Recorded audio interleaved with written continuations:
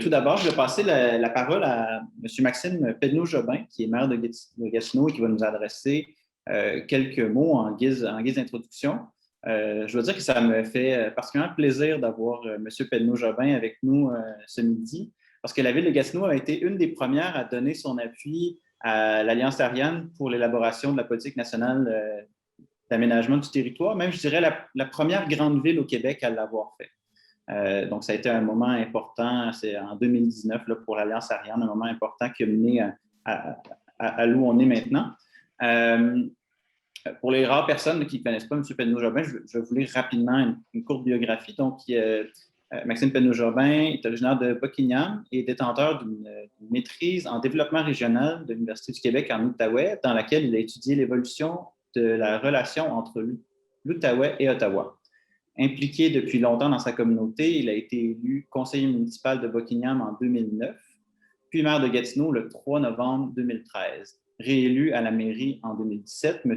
Pedneau-Jobin assume depuis 2017 la présidence du caucus des maires des grandes villes de l'Union des municipalités du Québec, une fonction stratégique pour influencer la relation entre les municipalités et le gouvernement du Québec. M. Pedneau-Jobin, la parole est à vous. Bonjour à vous tous, bonjour à vous toutes. D'abord, merci à toute l'équipe de Vivre en Ville, puis à l'équipe de l'Alliance Ariane d'avoir organisé la série d'événements Parlons Territoire.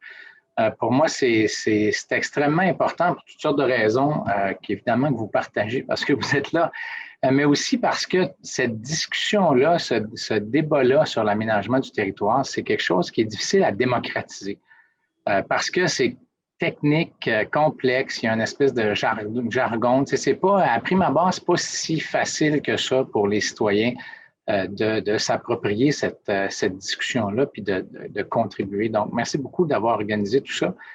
Moi, malheureusement, évidemment, je fais comme on fait trop souvent dans mon travail. Je vais dire un mot, puis après ça, je vais m'en aller vers une autre rencontre, en fait, pour 15 minutes de nourriture avant une autre rencontre. Mais merci beaucoup de m'avoir invité. Je tenais à dire quelques mots.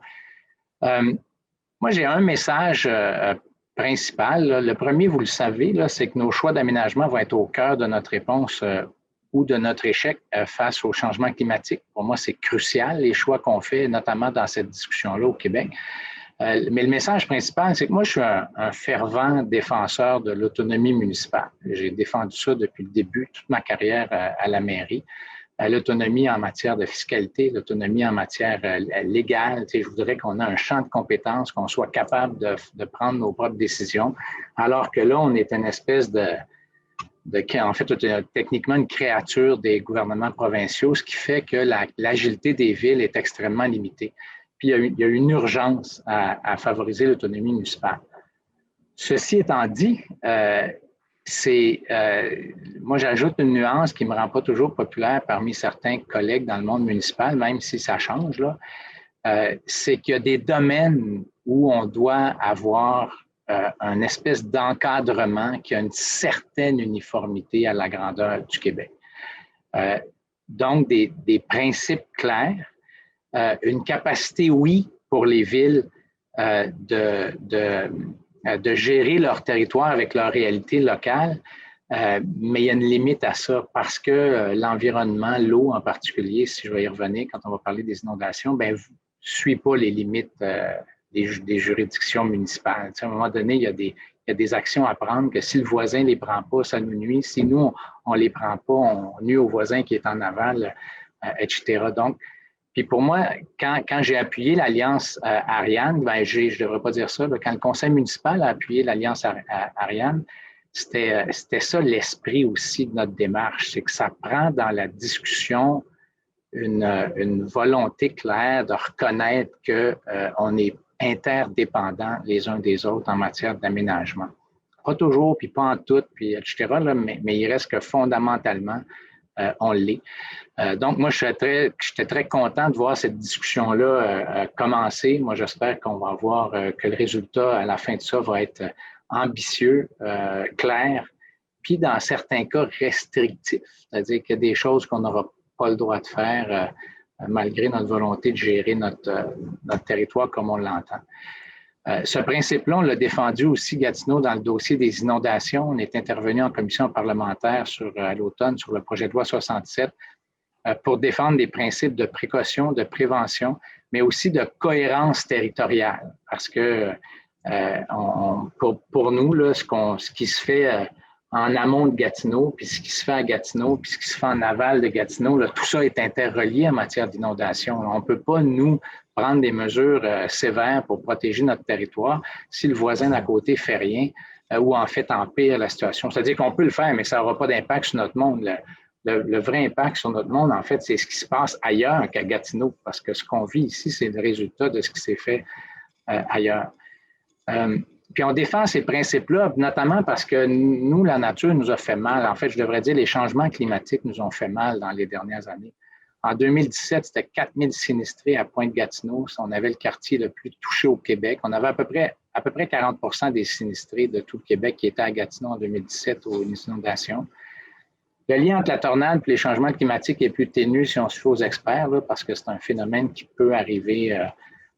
Il reste que c'était 332 édifices qui ont été touchés, presque 1000 ménages qui ont été affectés. Puis encore une fois, là, comme dans Pointe-Gatineau, mais ça a frappé l'un des quartiers les plus pauvres de notre ville. On est retourné dans les inondations l'année d'après, en 2019. Là, c'était plus 4000, c'était 2000 sinistrés, essentiellement parce qu'il y en a qui avaient quitté, qui avaient perdu leur maison, qui avaient perdu leur quartier ou qui avaient protégé leur maison dans certains cas. Puis là, on est en pandémie qui touche tout le monde, mais qui est d'origine environnementale aussi. Puis là, j'aurais pu vous parler des canicules, j'aurais pu parler de 3 des 5 pires pluies diluviennes qu'on a eues à Gatineau entre la première inondation et la tornade. Tu sais, ça ne s'invente pas, là. C'est fou ce qu'on a vécu à Gatineau dans toutes ces années-là.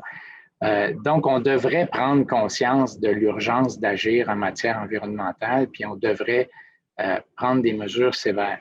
Et c'est là où je vais faire un peu d'autocritique. Parce que pour moi, c'est un message que j'ai utilisé beaucoup, puis je continue d'utiliser, même si normalement, on devrait surtout vanter notre ville.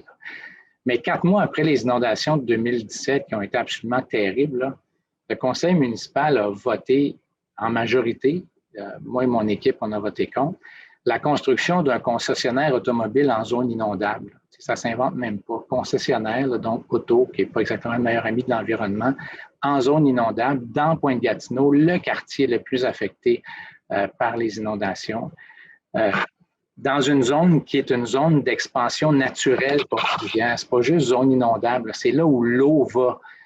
Puis pendant que nous, on votait là-dessus, là, les sinistrés n'avaient même pas fini de démolir leur maison.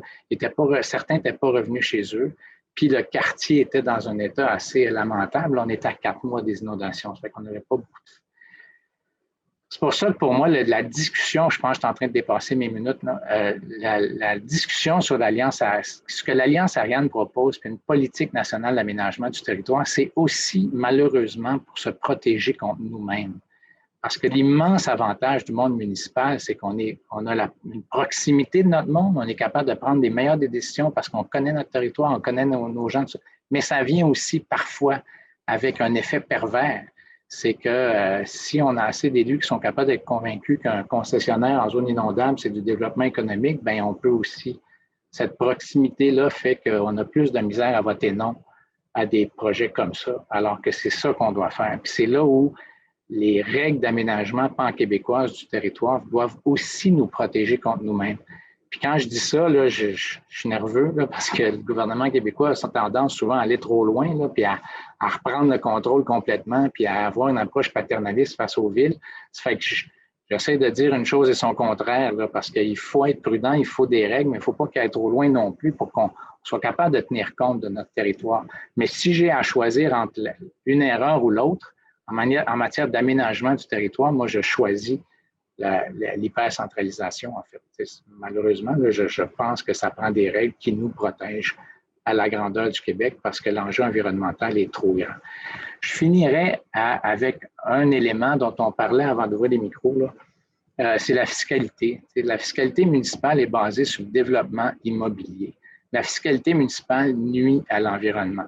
Parce que si on veut que l'argent rentre, il faut qu'on construise des maisons. Si on construit des maisons, bien, ça nous fait faire des des concessionnaires en zone inondable, parce qu'il y a ça aussi. Là, on nous donne toujours l'argument, voici combien de taxes vous allez gagner, là, vous allez ramasser avec ça. Il y a une urgence environnementale de changer de la fiscalité municipale parce qu'on ne s'en sortira pas. Notre réflexe va toujours être plus de développement parce que c'est comme ça qu'on fait notre argent, ce qui est une absurdité du point de vue d'un gouvernement. Là. On devrait obtenir de l'argent qui vient peut-être de l'impôt sur le revenu, peut-être de la TVQ, mais d'autres sources que le développement immobilier. Sinon, on a comme un vice de forme dans notre constitution même. Donc, l'importance de la discussion sur l'aménagement du territoire doit aussi mener à certaines actions autres. Puis c'est vaste, l'aménagement du territoire, mais mener à des actions comme par exemple réformer la fiscalité municipale, parce qu'on va toujours avoir cette pression-là sur les épaules.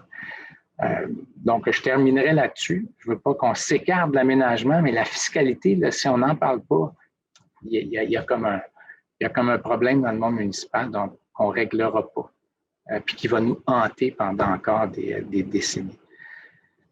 Bien, je vous remercie beaucoup. Puis vraiment, cette discussion-là est extrêmement importante. J'apprécie les heures que vous consacrez à faire avancer la connaissance, disons, citoyenne de ce dossier-là, parce que nos principaux alliés, en fait, je dirais les principaux alliés de l'environnement, là, c'est d'abord et avant tout les citoyens eux-mêmes. Puis plus ils sont équipés, plus ils sont aguerris, plus on est capable de faire face à des forces qui sont quand même assez fortes qui influencent les villes. Puis le contre-pouvoir, c'est beaucoup les citoyens. Donc, merci à vous tous d'être là. Puis encore une fois, je suis désolé de ne pas pouvoir rester pendant toute la présentation.